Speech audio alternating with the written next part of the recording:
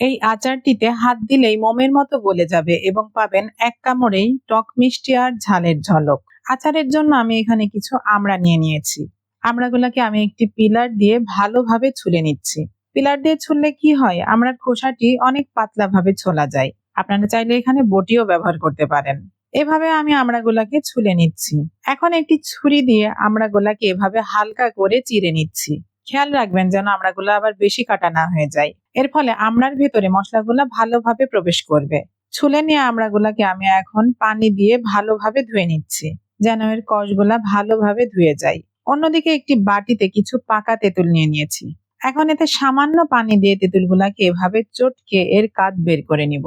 এই বিচিগুলাকে আমি এখন ফেলে দিব। আমাদের শুধু এই তেঁতুলের কাঠটাই লাগবে। এখন আচারের জন্য একটি মশলা তৈরি করে নিব। তার জন্য কড়াইয়ে 2টা শুকনা মরিচ মাঝখান থেকে ছিঁড়ে দিচ্ছি। দিচ্ছি 2 টুকরা দারুচিনি, 3টা এলাচ এভাবে মাছ থেকে ফাটিয়ে দিচ্ছি, তাহলে এলাচের সুন্দর সুগন্ধ আসবে। 1 টেবিল চামচ আস্ত ধনিয়া দিচ্ছি। দিচ্ছি 1 টেবিল চামচ আস্ত জিরা। এগুলাকে হালকা ভেজে দিচ্ছি 5 ফোড়ন 1.5 টেবিল চামচ। সবকিছুকে হালকা আছে একটু ভেজে নিচ্ছি। মশলাগুলা সুন্দর ঝরঝরে হয়ে গেলে এবং সুন্দর সুগন্ধ বের হলে চুলাটি অফ করে এগুলাকে নামিয়ে ব্লেন্ড করে নিচ্ছি। খুব মিহি করা দরকার নাই, মশলাটি এমন হলেই চলবে। এ পর্যায়ে চুলায় আরো একটি কড়াই নিয়ে তাতে আমি সামান্য পরিমাণে সরিষার তেল দিচ্ছি। আপনারা চাইলে আরো বেশি পরিমাণেও তেল দিতে পারেন। দিচ্ছি 2টা শুকনা মরিচ। এগুলাকে একটু নেড়ে কেটে ধুয়ে রাখা আস্ত আমড়াগুলাকে দিয়ে দিচ্ছি। দিচ্ছি 1/2 চা চামচ লবণ।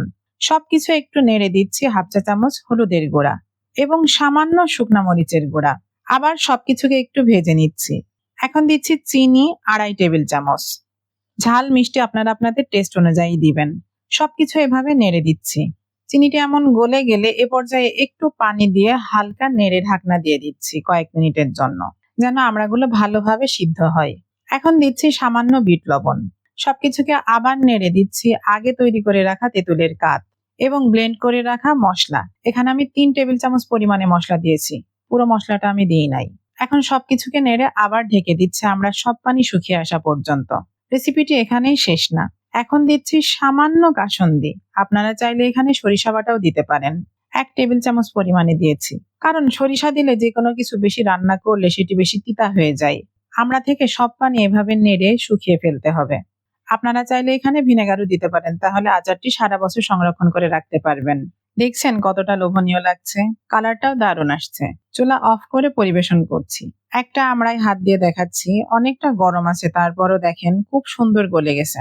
খেতেও কিন্তু টক মিষ্টি ঝালের একটা দারুণ কম্বিনেশন হয়েছে। এতে আপনারা পোলাও, বিরিয়ানি, খিচুড়ি সহ এমনিতেও কিন্তু খেয়ে ফেলতে পারেন। ভিডিওটি যদি ভালো লাগে তাহলে আমার চ্যানেলটি অবশ্যই ফলো এবং সাবস্ক্রাইব করতে ভুলবেন না। আজ এখানে শেষ করছি, ধন্যবাদ।